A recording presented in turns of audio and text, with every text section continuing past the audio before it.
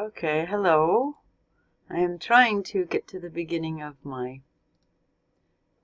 Okay, I have to go out of my PowerPoint. I want to show it to you, and then I will put it in a place where you can look at it again. So, play from the beginning. Where is that? Ah, yes. Okay. So when you do this method of development, when you follow this method, which you're going to do for your midterm, you're going to compare and contrast grandmother Zainab with somebody else, probably your grandmother or somebody who's like a grandmother. I'm going to use the subject of dogs and cats to give you an idea of how we approach a compare and contrast. Compare means to explain the similarity between things.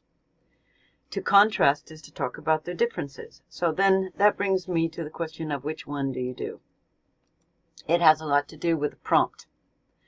Compare and contrast is a method of development that you can use in almost any of your writing. You can base a whole essay on it. You can base a paragraph on it. And when you do a compare and contrast essay, you might use other methods of development in that essay. You might use definition. You might use analysis, which in fact is something that I've suggested already. Okay, so compare and contrast is a form of argumentation. It's not really arguing, it's rhetoric. And rhetoric, by the old definition of the word, was something good. It meant the art of explaining something and making people convinced about or get on board with whatever you're writing about, gaining their interest and compassion and so forth.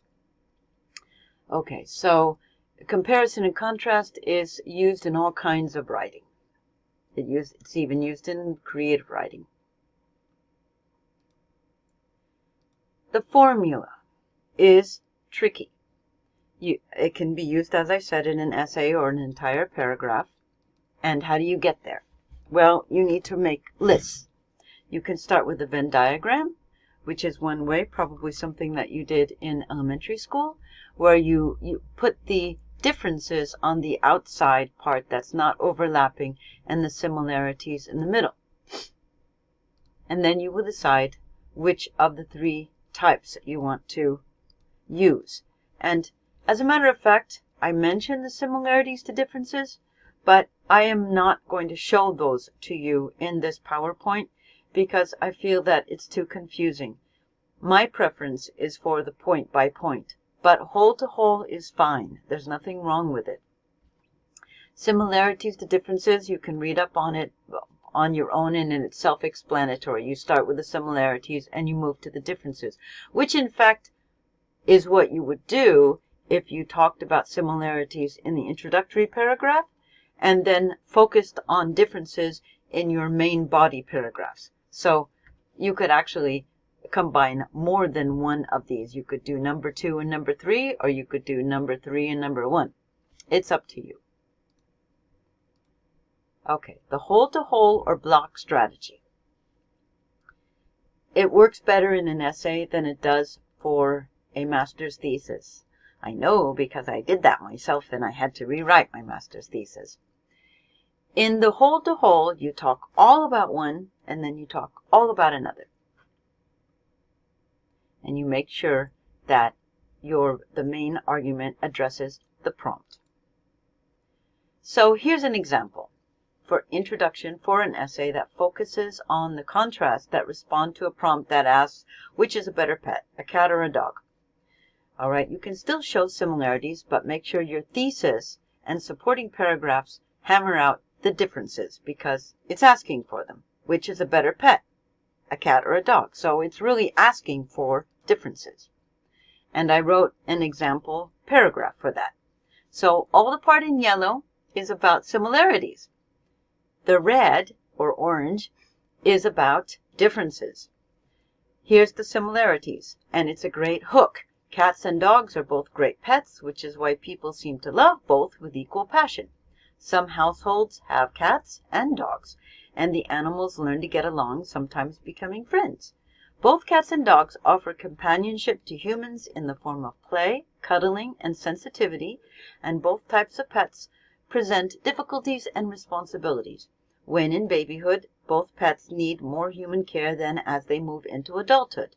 So that was how they're alike. Now this is how they're different. It is in adulthood that dogs and cats show their differences. Dogs seem to need human companionship and interaction more than cats do, are known to be, I needed a to, I will put that in afterwards, are known to be more trainable and obedient, and display more enthusiasm and love towards their owners. Okay, so I will fix that mistake when I get done with making this PowerPoint. Whole to whole has one problem. It does not work with the 3-body paragraph structure. In other words, you have 5 paragraphs, but with the introduction and the conclusion, that leaves you 3 in the middle. So how do you divide whole to whole? Are you going to do dogs, cats, and then what? Are you going to do dogs, cats? Well, you don't have to have 5 paragraphs. But here was some ideas, or were some ideas that I came up with. So you could do an introductory paragraph, then have your first body paragraph on the specific differences of dogs. The second body paragraph could be on the specific differences of cats. The third body paragraph could be on the similarities or reflections on those differences, because there's lots of things you can say about the differences. Possibly an analysis paragraph of how a pet reflects the psychological needs of the owner, and that's why he or she picks a cat or a dog. The conclusion could be a general summing up of how a cat or a dog pet offers a valuable experience to human beings. So that goes kind of back to similarities. All right, that would be 5 paragraphs. But you can have more than 5 paragraphs. If a teacher says write a 5-paragraph essay, well, you could ask, may I write more than 5 paragraphs? Most of us mean at least 5 paragraphs. And if we say 800 words, that means we really don't want 1,500 words because that's more work for us. And there's another aspect to this. If we say 800 words, you have to learn how to keep within the restrictions of space. In the old days when we had newspapers, which we still do, and word count, and that's even true online. Some places, like if you are a writer, you know the difference between flash fiction and a regular fiction. And then word counts, when you enter a contest, they'll say no more than 5,000 words. So you have to learn how to be able to get your message across within a certain word count. And this will be true no matter where you work, no matter what kind of thing you write. A longer essay, a longer resume won't be read. So there's reasons for shorter writing, medium length writing, and longer writing. But there's nothing wrong with the 5-paragraph essay ending up at 6 paragraphs if the teacher says so, and I say so. So if you were to do it that way, you could have 2 body paragraphs after the introductory paragraph. You could have 2 body paragraphs on dogs with their specific differences from cats, 2 body paragraphs on cats, and then a conclusion bringing you to 6 paragraphs. Okay, point by point, I find works a lot easier.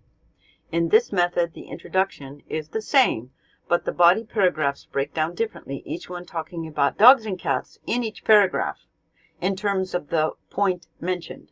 So the first body paragraph would be about how dogs seem to need human companionship and interaction more than cats do, and you would talk about both. The second body paragraph would be about how dogs are known to be more trainable and obedient than cats, and you could talk about both. You can even use examples. The third body paragraph would be about dogs showing more enthusiasm and love towards their owners than cats do. You could talk about both. You could use examples. And that's where you get a way to say more. When you're looking at the screen and you're thinking, oh my goodness, what am I going to say to fill this up? That's how. You figure out your method, your outline, and then you explain and you use examples when it helps to the reader understand what you're trying to talk about. Okay, so for instance, in body paragraph 1, you could write about how dogs like to be with their owners as much as possible, even sleeping in their beds, if allowed. That's an example. And you could I allow first person, not second person. No teacher allows second person. That second person is when you say you. So don't say you. Don't address the reader. But in my class, and in many classes of English writing teachers, you may use first person. So that's saying, in my house, we do this, I do that. No problem for me. Each teacher is different, so you have to find out. When you organize things, when you organize your ideas, and you want to show how things are alike, you're going to use the words like same, similar, alike, resembling or resemble, both, and also. To show how things are different, you want to use words like different, unlike, dissimilar, opposite, although, whereas. Although, however, does not mean however. A lot of people think although means however. It does not. It has a different meaning. Okay, make a list. Similarities, differences, very important. Alrighty, so let's say I was making a list. This is how it would look. How are they alike? I would answer these questions. Cats and dogs, the differences. You might disagree with me. I know cats need to exercise, but you don't have to take them on a walk. And they will, if you put a leash on them, they probably will refuse to walk. Useless? Well, I mean, it depends on how you look at it.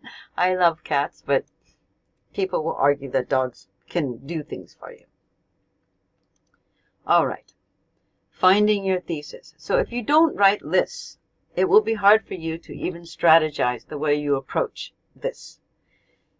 Making lists helps you think. So once you have your similarities and differences, you can look at them. So in the terms of cats and dogs, you might say cat owners admire independence and prefer cats because they do not take orders. Dog owners believe that control is part of life. They tend to train their pets to obey orders. There's all kinds of things you could say without ever being wrong. Both pet owners enjoy the companionship their animals provide. These three ideas could be part of the thesis statement, or the third idea could be reserved as part of the conclusion.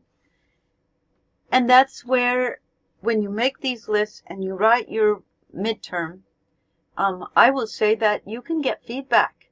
Yes, it is supposed to be a timed writing, but because this is an online course and because I am giving you the midterm outside of opening it up and not forcing you to do it all in 1 hour, you can get it ready.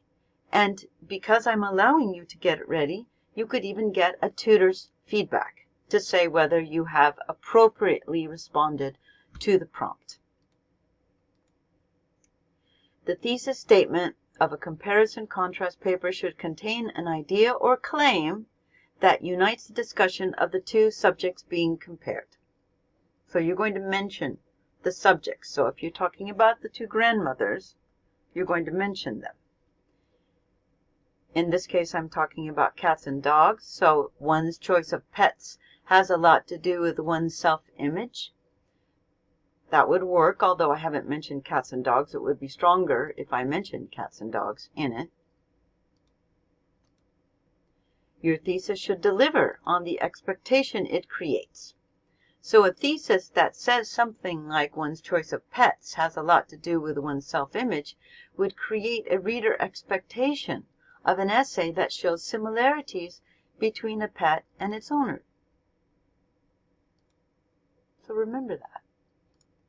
When you review your first draft, you will ask yourself how your topic ideas relate to the thesis. And you remember, I hope, that each first sentence of each body paragraph is a topic sentence. So that means that just like the thesis statement is the main idea for the whole essay, the topic sentence of each paragraph is the main idea for that paragraph. Okay, so you will have your lists and then create a thesis statement that helps you focus on your material. And you will limit your points of comparison or contrast to 3 or 4 because you won't be able to talk about everything. try to put them in order of importance from